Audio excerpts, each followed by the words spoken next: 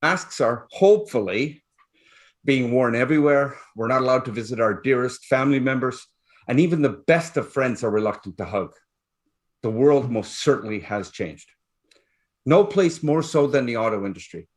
The bottom dropped out of the auto sale market last spring, with dealerships and factories completely shut down. Sales have since rebounded very nicely indeed, in fact. But the way we buy cars now is much different than it has been in the past. Test drives are remote, sales are virtual, and you're not even allowed in the dealership to wait for your car as it's being serviced. Dealers have responded by promoting online interaction, being accommodating of remote test drives, and promoting digital sales.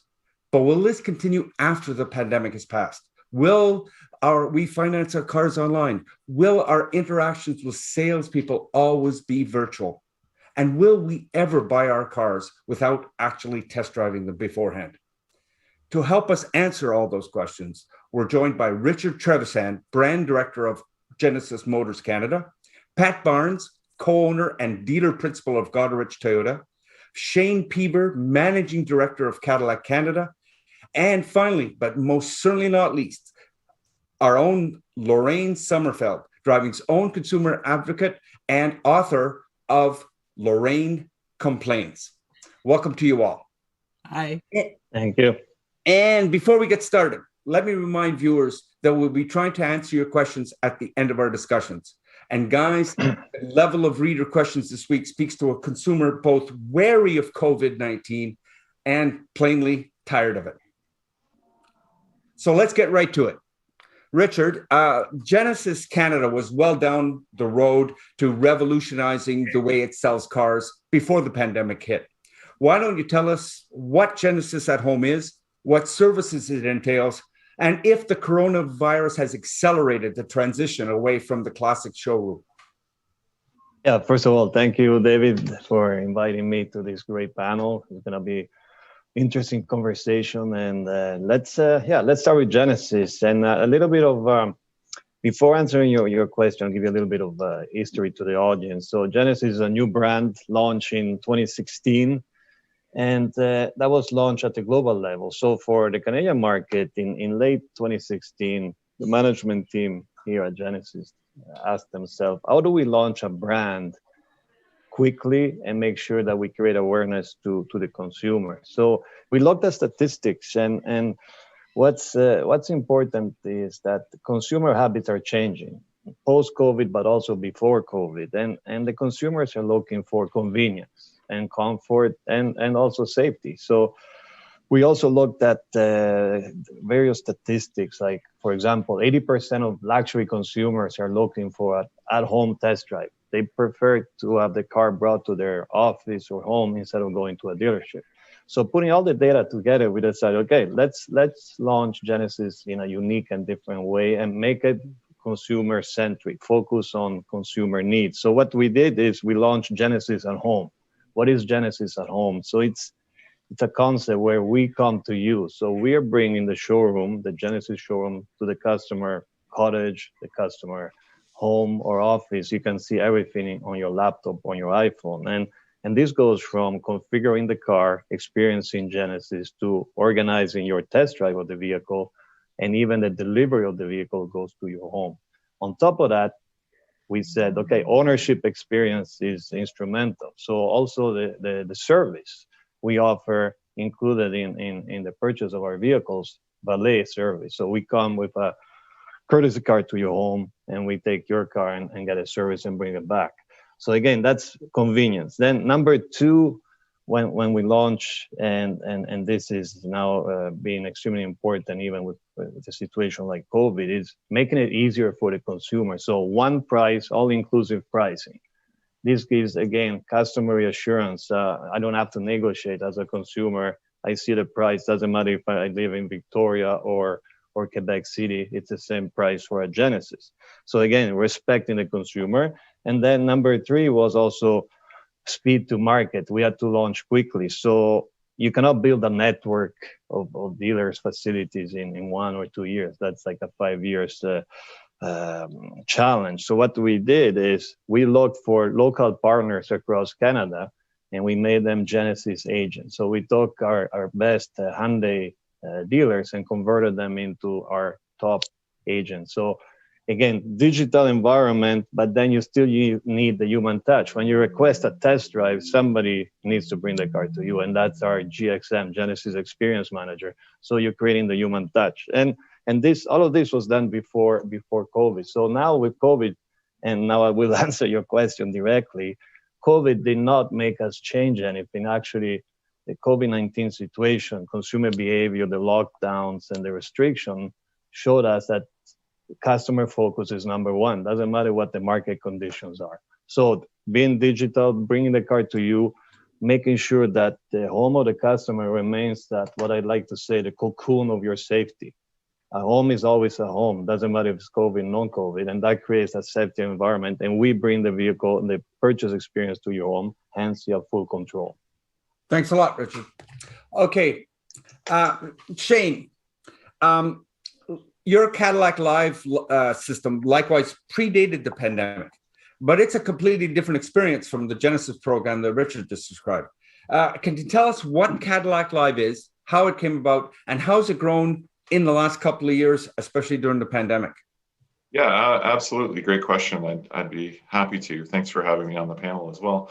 So Cadillac Live is, its genesis started prior to COVID. It started in early 2019, and we had about a year's experience with it before COVID hit. And so Cadillac Live is sort of the first of its kind digital shopping experience where a consumer can go onto any website using a smart device or tablet or their laptop, whatever they may have, and interact with a live one-on-one or a group tour with a studio of Cadillac Live agents where they can give them one-on-one advice, show them the vehicle. It's a one-way camera setup, and basically explain the features of a vehicle so that the customer doesn't have to go into a showroom to ask a simple question like, does my golf bag fit in the back of a Cadillac XT5?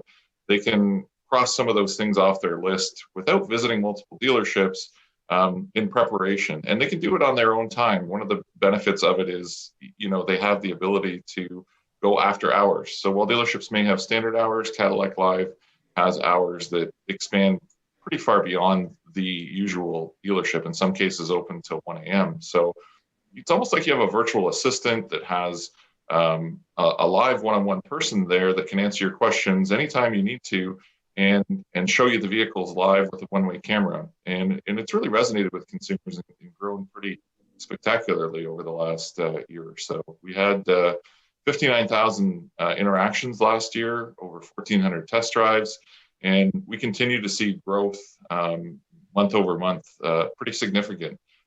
As the pandemic started and continues with further stay-at-home orders right now. So basically, it's like going to a dealership without leaving your couch. You can be sitting on your couch eating your soup, and you're in a dealership. Yeah, exactly. It's like a virtual showroom. We have a real physical showroom, real live agents. All of our product lineup is there, and you can ask questions. You can join a group tour. You can do a one-on-one session. And the advisors, the live agents, can show you whatever you like about the vehicle, answer any questions you might have. And, we have the largest luxury dealer network in the country, and it's really meant to complement that, not replace it. Our dealers are our strength in Canada, but what this is doing is helping consumers answer questions on their own time and even send qualified leads to our dealers, which really helped us, generate the best sales in our history. 2020 was actually the best retail sales year for Cadillac in its Canadian history. We were up over 12%, and we feel quite good about how Cadillac Live has helped us get there. Congrats. Okay, so thanks, Shane. Hey, Pat. From the looks of things, you're sitting in your dealership. Way to self-promote, guy. So you're a relatively small dealer in a relatively small Ontario town. Why don't you walk us through a little how the latest stay-at-home orders have hit you and what you've done to survive all the varying closures and restrictions? How have you prospered in the last year? So at the current time right now, we're in the same restrictions as all of Ontario is on the same. So stay at home, lockdown, it's appointment only for sales and service. So just to my right, there's a chain across the an entrance area where people have to stop. They're greeted, hands are clean, they fill out the survey tracking. If they have an appointment, then they're welcomed in, and then they would sit 6 feet from a salesperson, both wearing masks. So, and we've operated like that since it started when, let's say a year ago. We didn't change back from that, except for the appointment, necessary or not, is the only thing that changed for us. So we kept it fairly tight up here. This is a retirement town, a lot of older people, and we were very careful with that. Much the same with service. We closed the customer lounge for the longest time. We reopened it. It is opened again. We're a 25% restriction is the law that we're allowed to have. So we don't have sales customers waiting around, but we do have some service customers, because where I am, they could drive half an hour, 40 minutes for service. We're in the city, you can drive 5 minutes. So with all that in place, we have found that customers have changed the way they interact.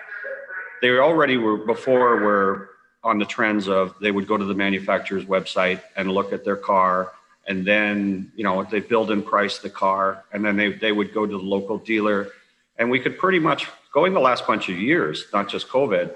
When they come to the door, you could say, which car are you here today to see? And they'd be very specific to say, I'm here to see the blue Corolla SE out back, because they looked at it on Sunday. So they've done a lot of shopping online, digitally, marketing, looking at reviews. They're looking at YouTubes.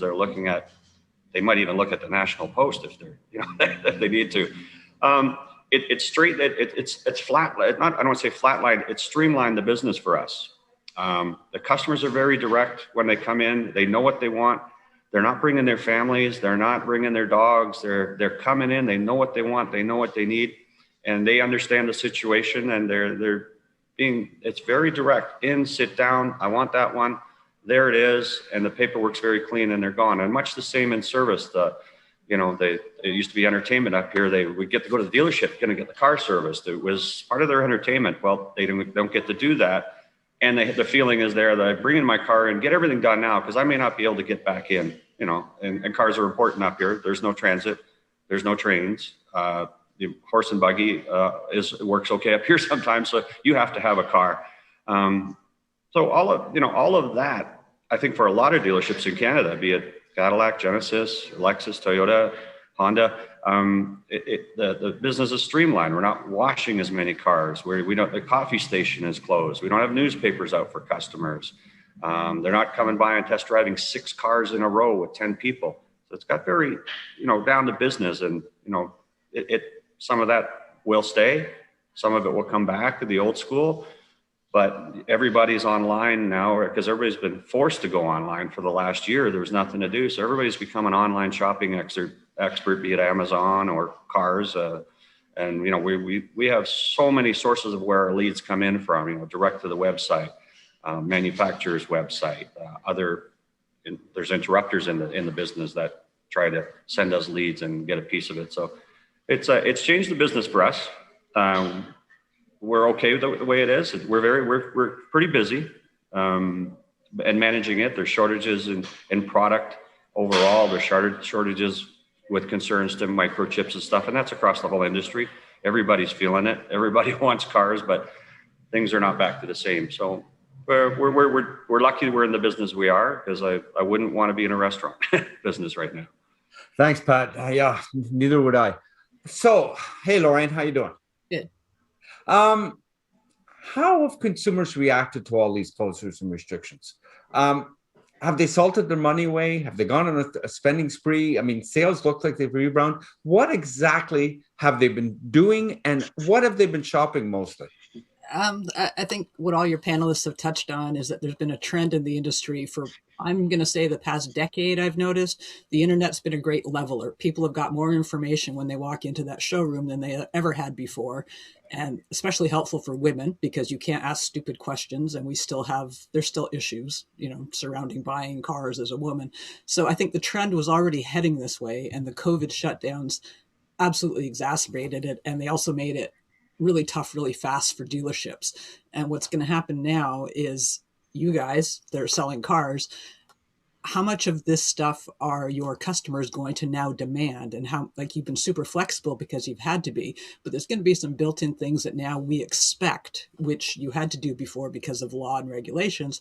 I think customers I've gotten used to a certain level of you coming to us, and how much of that are we still going to want? We've watched test drives fall. I think before the pandemic, it was 2.3 test drives before a sale, something like that. My stat might be a bit off. I'm sure that's gone down again because everyone's saying no one's tire kicking. They're coming in to buy. They make an appointment. They've already, got this down to what they want, the blue Corolla LE. So it's already made it less tire kicking, which saves a lot of time in the showroom on your end, which is great. But will that continue? A lot of people don't want to be in a showroom for very long. That means I don't want to be in a business office at all. So you're going to have to make that part of it more enticing as well as buying the car, because that business office, that claustrophobic little horribleness where they jack up the price, we don't want that anymore. So we're starting to flex some muscle as well. And there is that pent up money. No one can travel. And especially with the luxury end, we got people sitting on, you guys know it. You've got people coming in going, oh, just give me another one. Like they're just buying cars because they can.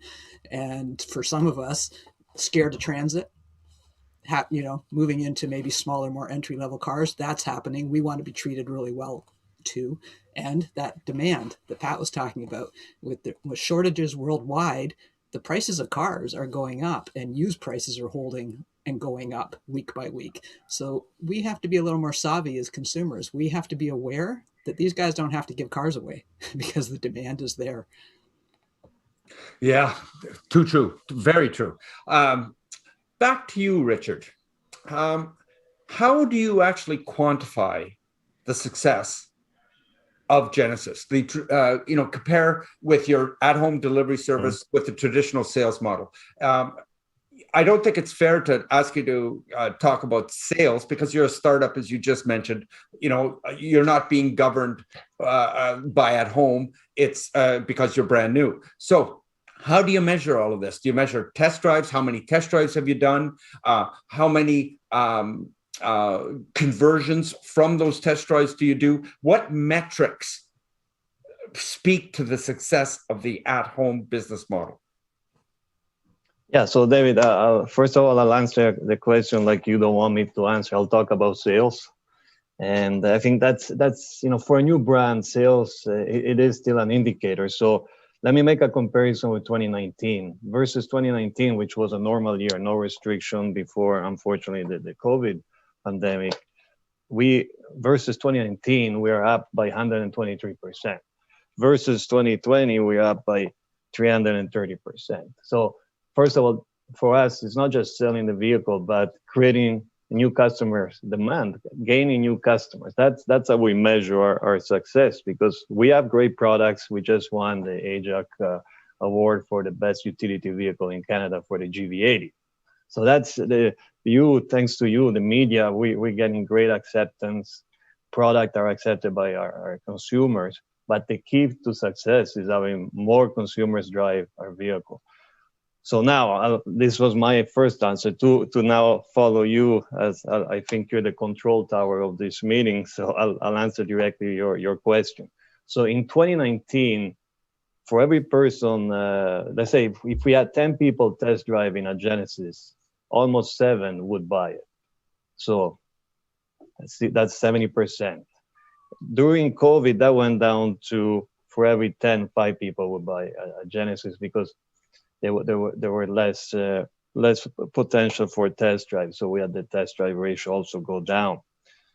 But now we're going back into creating awareness. So for example, with GV80, we see that 95% of our customers want to test drive. They need to experience the product. And we go back to ergonomics. That's why I like to say virtual showroom, like Lorraine was saying, that's the first approach. It creates comfort to the consumer. And I like to add, it creates control. You don't want to end up in that, like Lorraine said, in that dreaded business office where they start upgrading you to, you want to spend 30,000, you end up spending 35, 50,000.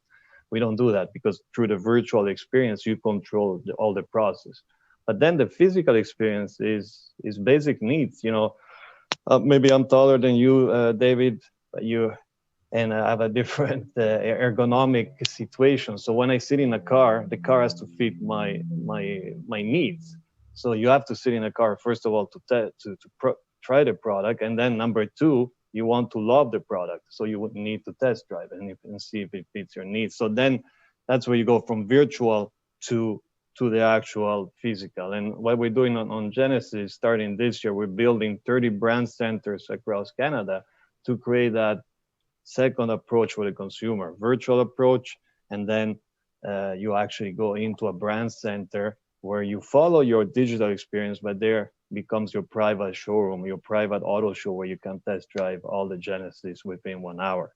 Going back to a few other statistics that we look at, when we look at trade-ins, for example, on GV80, we see 50% of our customers are trading in. Some customers, they have a current vehicle, competitor vehicle, they return that after the lease expires, so they don't have to trade in. But then there's new customers coming in on cash deals, and they then bring in their current vehicle. So again, you can get the first appraisal, the virtual appraisal for your trade-in online, but then you need to have that physical connection with our distributors, with our agents to help you finish the contractual transaction. Okay. Yeah, I mean, certainly it's changed. And I think you hit it on the nose. It's going to be some combination of virtual and real. I mean, the studies I've seen say that less than 3% of people want to buy a car without a test drive. So you're absolutely right. Can I interject something, David? Can I interrupt? Yeah, please. For a second? Because Richard made a really good point. People are skipping test drives. I don't care how much you spend for this car, $15,000 or $120,000. Please, please, please sit in it, because you can't know. I mean, yes, drive it, but at least sit in it. And if two people are driving it, there could be a foot difference in height between them. And you can't know blind spots and pillars and things like that. That the internet can't tell you that. And you have to go and sit. And nobody wants to sell you a car you don't want, because it's bad for business. It's bad for you. So please at least sit in it if you don't drive it. Thanks a lot, Lorraine. Perfect point. Same sort of question about metrics for you, Shane. I think you touched a little bit on a few test drives and how many people have looked at it. 59,000. That's a big number. Is there anything else that you measure by, something that tells you that Cadillac Live is working? I mean, are you getting a more consistent conversion on the test drives that you book through Cadillac Live compared to the ones that somebody might generate from just walking in off the street? What is the measure of Cadillac Live success? Yeah, it's a really good question. There's no doubt that the leads that come out of Cadillac Live are, I'd say, hotter leads than the normal request to quote leads or form-based leads that you fill out on a website, because you have that personal one-to-one experience where somebody has already established a relationship with a human being before they, get passed on to the dealership. We have a pretty good transfer process to the dealership, and our dealers are doing a great job handling our customers that come from the site. So of those test drives, the vast majority actually do transact. It's over 70%.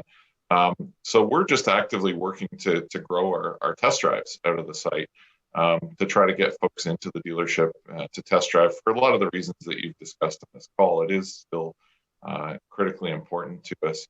The other thing that's interesting about Live is that it has multiple purposes. We use Live for a number of things. We've actually used it for vehicle reveals. The same day that the Escalade got revealed to the world, we had it in Cadillac Live and did a simultaneous consumer reveal. Hopefully some of our future electric products will come into the space in the not too distant future when the border opens up again. And we also use it for training purposes. We use the facility in the studio to train our dealers, our staff, our Live agents. So Live has a bunch of different success metrics for it that really help us in a variety of ways. Also use the space for engaging consumers. We do some fun things there out of the studio to create engagement online, to kind of create some content for social. We did some things with National Puppy Day, surprise consumers with that. We had our Cadillac Black Wings in there, and still do, the same day that they were revealed, and did a lot of group tours on those on social media to catch people's attention. So I think live serves a pretty large purpose for us beyond just the test drive. But from that perspective, coming back to those test drives, conversion rates are really high. It's certainly well over 50%, and our goal is to facilitate that test drive even more over the next year. National Puppy Day? Yeah, it was fun. Shameless. Absolutely shameless. I love it. Well, people are stuck at home, and entertainment is a big part of it. And if we can improve that experience and put a smile on people's faces and get a little bit of attention for the brand while we're at it, we try to do some fun things there to keep it light. Well done. Hope somebody had somebody to clean up the poop. We did. You've told me so many times over the years, things work differently in a small town. So we've been talking about test drives. So walk us through a test drive in a small town, and then what's the difference between, we're in the big city, and are there any problems there? Yeah, they're so small town. We typically know the customer; they are our customer already. We take a copy of their driver's license. The salesman may or may not. This is pre-COVID. May or may not go with the customer, because if they're around from here, we don't. We give them the luxury to go out by themselves, take the car for a drive, and that still holds place now during COVID. Copy of their driver's license, verify who they are.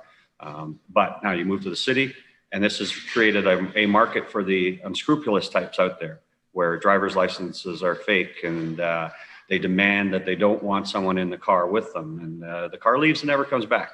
I'm with the Humberview group. A few Cadillac dealers in the group there, and GM, and we have a varied assortment. In the city, there's a tracker in the car. There's a GPS tracker. We would verify the driver's license. We would then also do a personnel information check, and this is it stands up the person that's maybe not so honest, that now they're putting down a lot of information that they don't know or doesn't correlate with what they showed us already, and they just kind of leave. So there's a lot of thefts going on in the city, bad situations. We don't have to deal with it as much up here. It's the beauty of the small town. They book the appointment, they show up, the car's that's out front, it's running. And with all the technology that's out there, I've been here for 10 years. Well, we were sending out YouTube videos 10 years ago. You want to see the car, video of the car, and send them to YouTube and/or pictures, or the salespeople are live chat now with customers. And this is a small town, but they're live chat with the customers. They're out walking around doing, talking to the customer live with the video, showing them the car, the inside of the car, be it new or used. More on the used, a lot on the used side, because you're not sure of the used. The new is new. New is always new, but the used are always different. So with all the tools that are out there, the Genesis program, the Cadillac program, that stuff was all coming. Those manufacturers had started it. With COVID, everything just accelerated 5 to 10 years. It's here now, and it changed. You're there now, and you'd better be on the ball. You'd better be ready to do all of that. And we see stuff like a person puts in a request for a new car on the lot. Is it available? And then a credit app follows from them, 5 minutes later. They want to buy the car. So we're processing them right just from an online interaction. And, we sell, the new typically sells around here, although I have a lot of connections in Toronto. I have a truck that goes to Toronto probably once a week delivering a car right to the driveway. There it is. We've done a pre-appraisal on their used. They've taken pictures for us. We redo the appraisal on the site, just on the spot, to make sure it's okay. And the customer gets their car in their driveway. We've been doing it for 10 years, and we're just a little small dealer. So big dealers are doing that. It's more structured with the other two manufacturers there. But the customers, some demand it. But like Lorraine says, they want to drive the car, and they really, really should drive their car, because they'll pick out a car, and then they'll come back after it's delivered, and they'll go, well, this one doesn't have heated seats or something like that, or the sunroof. Well, no, you picked that model XYZ. You needed to pick XYD. That has the sunroof. Well, I want to change. No, you own the car already. This is very difficult to change people in cars once they've owned it, because now it's a used car. So there are some problems with all the online interactions and stuff, but like Lorraine says, the best thing in the world is someone comes to the dealership, drives a car, and they do want to drive the car. It's still an emotional purchase. It's a big purchase. people are still car crazy, you know, be it ladies or men. They want to drive the car, and they, like Lorraine says, like I keep going back to it. So many people change their mind once they drive it. They go, I don't like this seat, but I like that other one. Well, that's the next model up, and it's got the bolsters and the leather and the, you know, the lumbar support. They make that decision on the spot. So I don't think the dealership's going anywhere. You know, everybody just during COVID turned into an electric scientist. So they're all, oh, we're going to have electric cars tomorrow. Not going to happen for 10 years, you know, because we don't have enough copper cable to electrify the world. So it has changed, but dealers were already doing that, and they should have been doing that. If they weren't doing that, they were asleep. And this has tuned up a lot of dealers. I have the advantage of coming from Toronto and be connected to a large dealer group that we have a lot of infrastructure within the dealer group. Like, this is my page of notes of where all our leads come from, how people get to us. There's 18 items on here is how people get to us: websites, manufacturers, friends, YouTube. So all of that is there. The test drive still happens here, and it's important, and it solidifies the deal 9 out of 10 times. Like the numbers out of Genesis and Cadillac, those are huge. Our numbers aren't that great, but we're still the industry average. It's gotten better. It used to be 1 out of 4 people we'd sell to 1 out of 4. That was an industry average there. It has come up a bit because people are more direct. They know what they want. They're ready for it. So that has come up a bit, but I don't think it's changed to the Genesis number. That's wow. That's a biggie. So, but that's where. Perfect. Pat, thanks very much. Now, Lorraine, building on what Pat said, has COVID changed anything? I don't think there's been any rules, but if you choose because of COVID and later to not test drive a car, do you have any and you buy it, do you have any recourse? Is there any special dispensation given to people who didn't take a test drive? Oh, you get a mulligan? Oh, how I wish everyone knew there is no cooling off period. This is not a door-to-door vacuum. You sign that contract, that is your car. And I tell people, walk away if you're not sure, because someone will sell you a car any minute of any day across this country. There's always another car. Don't sign that contract. Ask them to take a copy of it. Take the contract home with you and read it before you sign it. You should see how much fine print is on that contract. Don't sign it. If you sign it, you own the car. Now, if for some reason it is just wrong, dealership, depending on the dealership, might still want to work with you and keep you a happy customer, and they're going to work around something. It's going to cost you the deposit. It's going to cost you something to change your mind. So make sure your mind is right when you sign that contract. And if you're trading a car in, some people, this is the best one. The dealership says to you, okay, we'll give you this much for the car. You go, awesome. You sign it. You go home. You go online. You find your present car is worth $4,000 more than they offered you. You go screaming back to the dealership and you go, hey, that's not fair. I could say there's wholesale prices and there's retail prices. You are giving it to them. They need their markup. They clean it up. If you don't want to do that, sell it yourself privately. And frankly, right now, the used car market is so strong. It's probably the first time in my career I'm telling people, consider selling it yourself privately. I'm lazy. I turn mine in. I don't want strangers coming to my house. I don't want to do it. But car prices right now are so strong because of those shortages.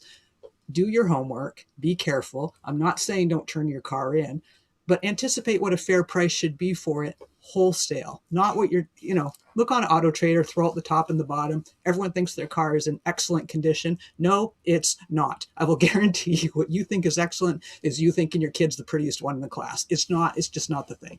So you have to be realistic. If they're taking on that gamble, that's their margin. You've decided. So don't go home and change your mind on that. And don't go home and change your mind on, I wish I'd gone one up because it had the better seats or something. They all have backup cameras now. They all have fancy dance, and infotainment systems, our favorite word, David. So you have to be certain. And it's not good for a dealership to push someone to sign either, because you don't want an unhappy customer. You want a customer that's going to tell all their friends and family and neighbors to go to you. I got my guy here. I think I've sold him 20 cars in the past 18 months because I trust him. And so everyone that trusts me, trusts him.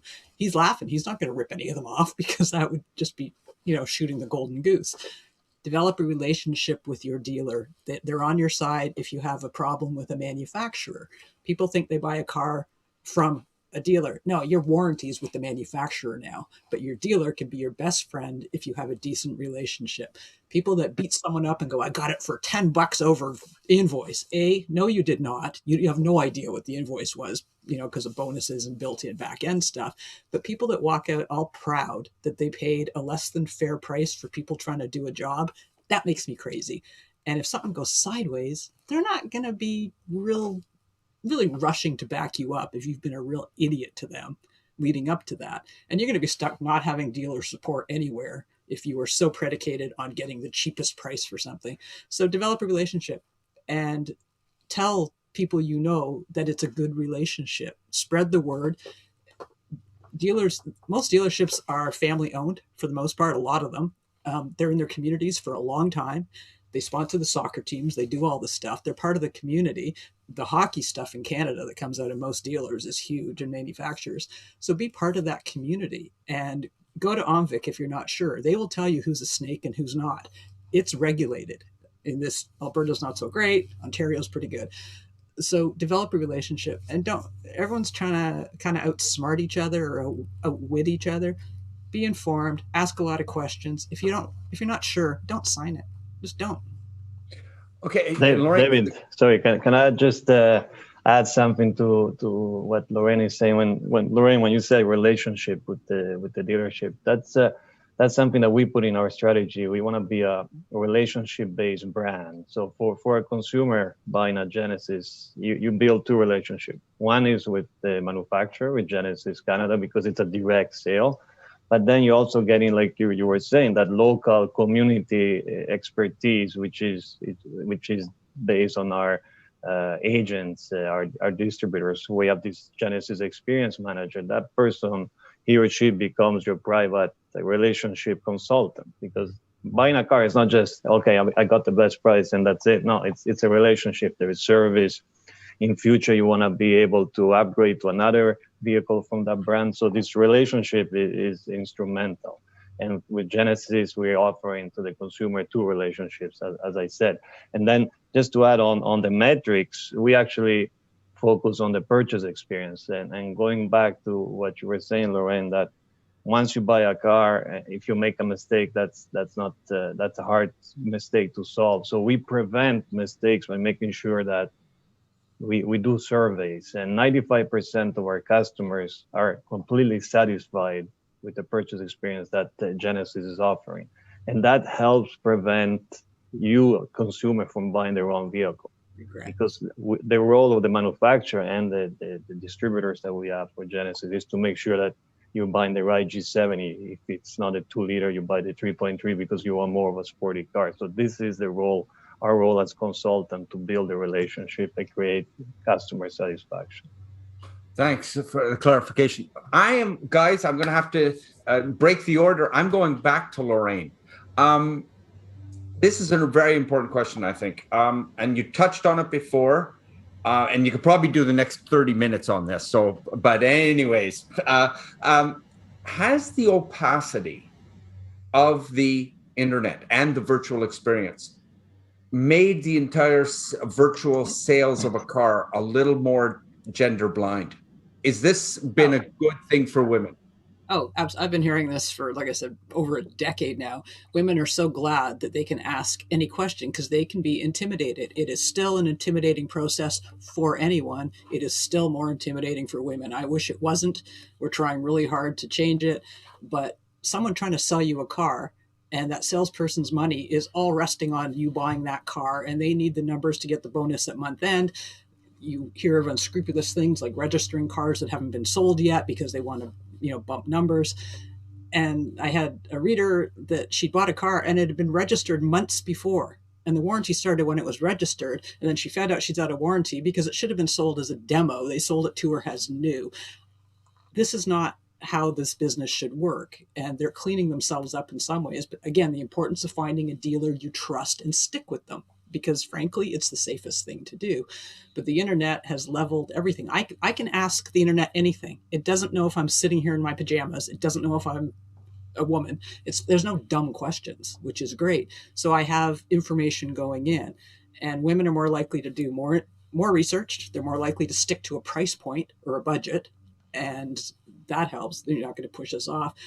But I wish dealerships, they have to respect the information we're coming in. Flip side, if a woman comes in and says, I want the red one, meet her where she is. Whoever's buying that car, do not insult them because they don't know the different engine sizes. Your job's to educate them on what the differences is in that. And if they're starting at red and they like that one because it's cute, don't insult them and laugh at them. Go, okay, this is what you do need to know now. Your job becomes helping them select the right car for them, so there's no regret later down the road. You want to make them a good customer. And I mean, some customers are absolute morons, and some of them are totally unfair in their expectations. I understand that. But the information's out there and we can make use of it, and it's the right thing to be doing. You know what? You buy a house. Everyone says house is the biggest thing you buy than a car. House does not start depreciating 20 minutes after you buy it. So it's such a dumb comparison in some ways, because one is probably going to go up. The other one is absolutely going to go down. So it's a silly comparison, I think, to make. Thanks a lot. So now we're going to go to a little bit more rapid fire format, because I'm moving on to the driving reader questions. Shane, I think this one's going to be right down your alley. Someone named Kevin asks, how important is augmented reality in the research stage of the new customer journey? I think what he's asking is whether we'll see virtual test drive from somebody like Cadillac Live in the near future. Is there any possibility of that coming down the road? Are you working on that, Shane?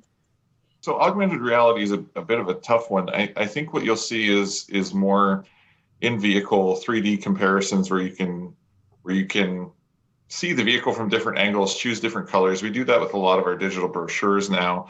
But I think augmented reality is challenged in a couple of ways. It's not reality, and that's a bit of a challenge, because there are augmented reality experiences. We have some of those in our standalone dealerships where you can put on the goggles and choose the colors and glasses and those things. And we've invested pretty heavily in some of that stuff and found that it's not the be-all, end-all for consumers, because it doesn't leave you with that hands-on feel. It still doesn't leave you with the ability to sit in that seat like we've been talking about and drive that vehicle and see if it has enough power for you. So I think while you'll see more of it roll out, and certainly even with Cadillac Live right now, you can, use some of the add-ons to look at colors or different wheel styles, it doesn't necessarily replace seeing that in the physical sense in person. So I think you'll see a mixture of it. I think it'll continue to grow.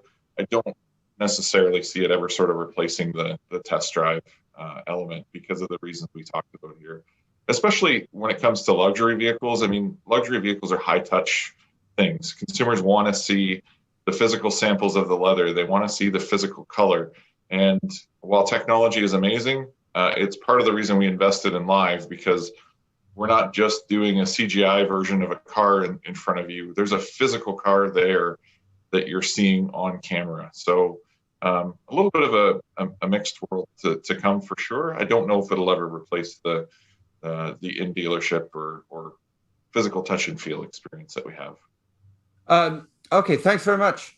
One thing that came very apparent to me when I got all the questions, and there were lots of them, is how many were actually coming from people in the industry.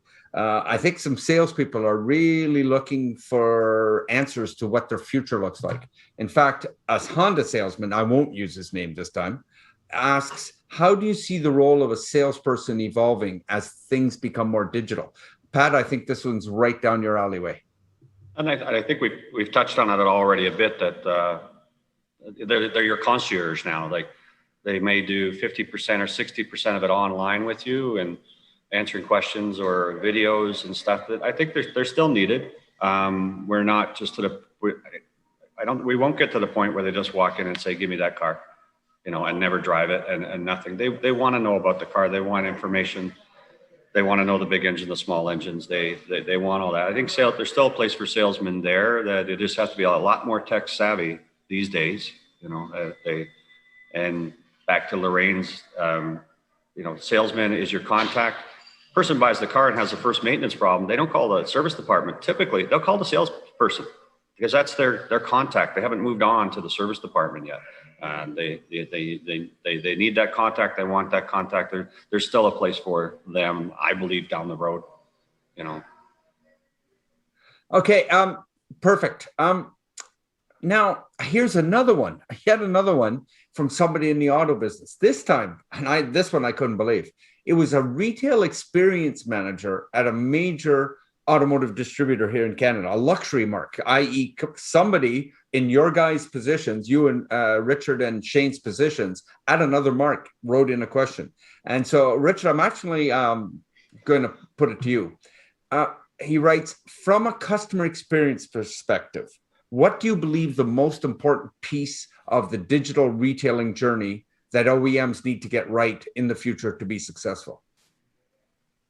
I'll start with simple word, simplicity. I think for the customer, you know, when you go into a digital experience, you shouldn't be forced to download a specific app and create a login. It should be something very easy that you can do it anywhere without worry. So that simplicity, easy to find the different products, but then also on the luxury spectrum, also visionary and aspirational, right? Luxury buyer is not just looking for the performance and the dimension of the car. They also want to have this virtual experience. And I like to answer the augmented reality question also here with this chance. We just launched a concept car called the Genesis X, an electric sports vehicle. And through augmented reality, then you can really make our customer dream. And that's what you need. That's a good role for augmented reality, giving that additional vision and dream. But going back to the question of this other auto, let's say executive, yeah, digital has to be easy to use, simple, and also direct, that you get all the information. And then that the connection between that digital experience should go then to your sales consultant. I would like to say they should be like a personal advisor when you buy a vehicle. So that personal consultant should know what you were building on the digital platform. So when you go into a physical dealership, you don't have to start from scratch your discussion. And this is very important for the customer, and give them respect their time. So simple and transfer information to the dealer floor. Can I add something to that, David, quickly? No, you're not allowed. Yes, of course. It also has to be transparent. If you're going to give somebody an experience, whether it's augmented or whatever, if your base price is this and you're letting them experience or go through stuff that is way higher up the trim lines, be transparent. We all know there's some brands more than others who, by the time you throw all the stuff up the food chain, you've doubled the price of the base model. Be transparent about what it is they're experiencing or what it is you're offering them. We know from press cars, the ones we drive are loaded, and we have to go, base price is, this, as tested is double this. So I would love manufacturers to be really transparent if they're offering something up. Don't show me a photo or an image of the highest end thing you have, and underneath it's like those townhomes that they put start at in little tiny letters, $499, and then most of them are $1 million. So be transparent. Consumers want transparency. We want information. May I jump into this one? This is my favorite. And Lauren, you are a great advocate. Transparency is key. All-inclusive pricing. If you buy the car, as I said before, in Victoria or St. John's, and it's a G70 2-liter advanced, that customer, doesn't matter whether he or she buys a car, it's going to be the same price. So transparency is key. And with Genesis, we even have, I like to say, a price ceiling. For example, on GV80, our prestige version, it's $85,000. You as a consumer cannot pay more than $85,000. You cannot add more options, more packages. So this is, again, giving full control to the consumer, and you meet their expectations that way. Okay, now the thing that we've come to the conclusion that is that I think that we've all agreed that the business of selling cars has been dramatically changed as a result of all the restrictions. We've also seen that some of the changes have been beneficial both to consumers and I think also, from what Pat's saying, some of the dealers. So, but over to you, Pat. what's your best guess of how much of what you've done so far will remain in place, and what will your customers demand that you keep in place, from a dealership perspective? What are you going to have changed and keep of the changes since the pandemic hit?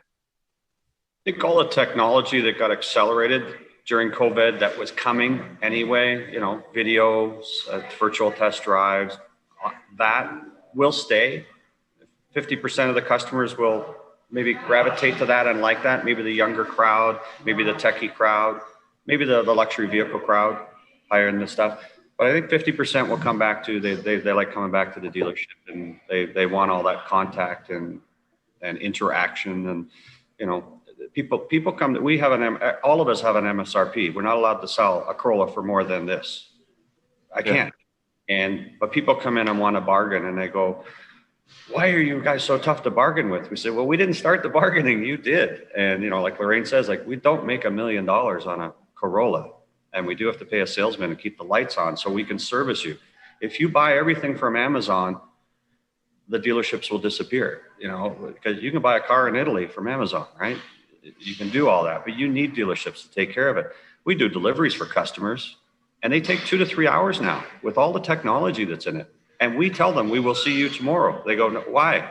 Because you'll be back tomorrow, and we're going to show you another half hour. And then you're going to be back in 2 weeks to show you another 10 minutes. So that stuff won't go away. People need to see dealerships. They will come back. Some may buy it online, but you're still going to have a dealership for a long time.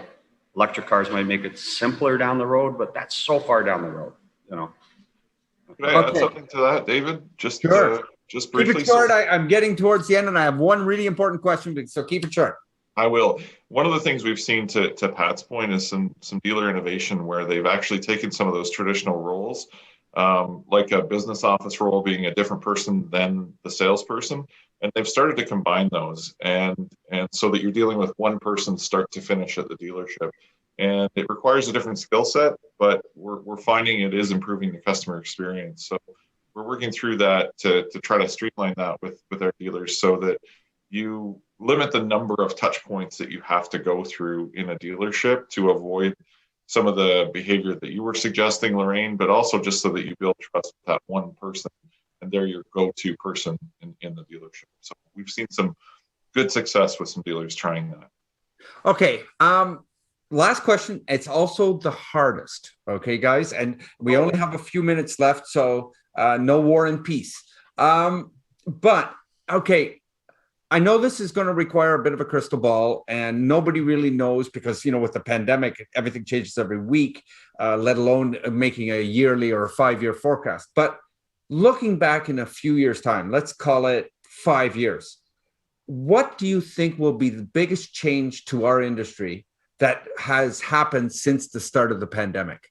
Lorraine, I'm going to start with you. I think people are going to realize they need to take better care of their cars through maintenance, because you can't have what you want with no warning anymore, with parts supplies and shortages and things like that. So I think people are going to have to start respecting the relationship they have with their dealer more and valuing it, but they're going to have to start taking care of their cars and thinking ahead. And instead of waiting till something is broken, they're going to have to keep maintaining it. And I think people are going to realize that we kind of have to dial back to my dad's day, which is you take care of something you own if you want it to take care of you. Richard, what's your thoughts as to what will be the biggest change in 5 years compared to right now? I'll start saying what's going to be constant is consumer choice, from electric vehicles, combustion engine, hydrogen.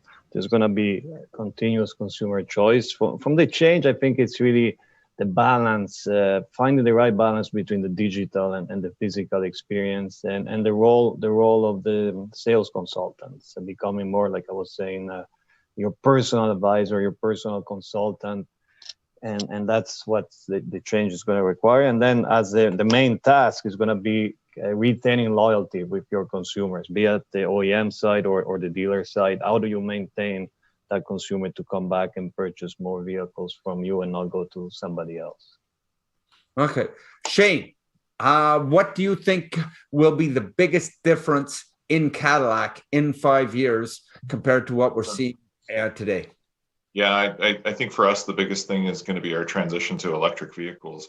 Right now, we don't have any electric vehicles in our portfolio at Cadillac, but in 5 years' time, it's going to be the majority of what we sell. And by 2030, we'll be fully electric. So pretty exciting times ahead for us, lots of change. We're about to reveal the production version of the Lyriq, which is our compact crossover EV in the next little bit.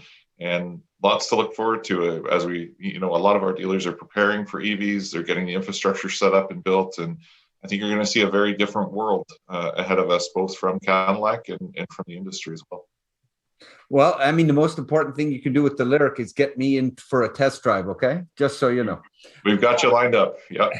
There you go. Pat, I'm going to sign it off with you. 5 years from now, what is the biggest of all the changes you've made in the last year? What's the one that's going to have made the biggest change? And what will be the most important thing that happens in 5 years? I think what's going to happen in the next year or two from this is pricing. The world changed. It happened. It changed. Maybe just in time supply for the manufacturers isn't the best idea in the world. That a cell phone has parts from 49 different countries in it, and one part of the chain breaks, and we're seeing shortage all over the world of all kinds of stuff. So I think price is going to change, like Lorraine says. Loyalty is going to be more important. You protect your investment. This wild world of buying on the internet and no loyalties, I think, like Lorraine says, is going to come back more to home, where you stay close to your dealer, you find a good dealer, because what you're buying, they say it's your second biggest purchase, but you buy 8 or 10 of them in your lifetime, which is the price of your house then, right? All the technology is going to stay. 50% of it will slide back to the old world. Prices are going to change, and customers will have to choose wisely. Cars are lasting longer. Infrastructure for electrics, I don't see it being ready in 10 years. At the en route down at Cambridge there, they don't have 800 charging stations and a hotel for 400 people to sleep while their cars charge. That ain't going to happen in 10 years. There's not enough copper in the world. So electrics are going to be a while down the road. And that's Toyota's vision. They've been doing hybrids. I drove my first Prius 20 years ago. Hybrids are the next evolution moving along, a true hybrid. And then we're going to have plug-in hybrids, which make a lot of sense. 96% of people drive no more than 30K to work. You plug it in, then you drive to work, and then you plug it in at work. Full electrics is a whole different thing.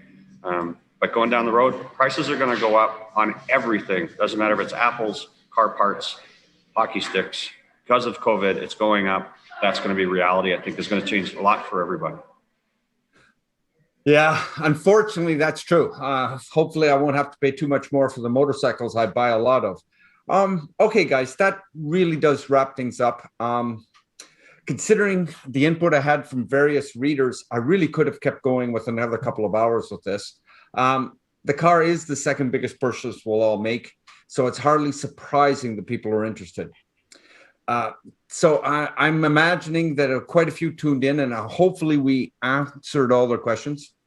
So I thank you, Richard, for showing us a bit of the future from Genesis. Shane, thanks, and here's to be hoping that more Canadian ideas like Cadillac Live make it to the big time.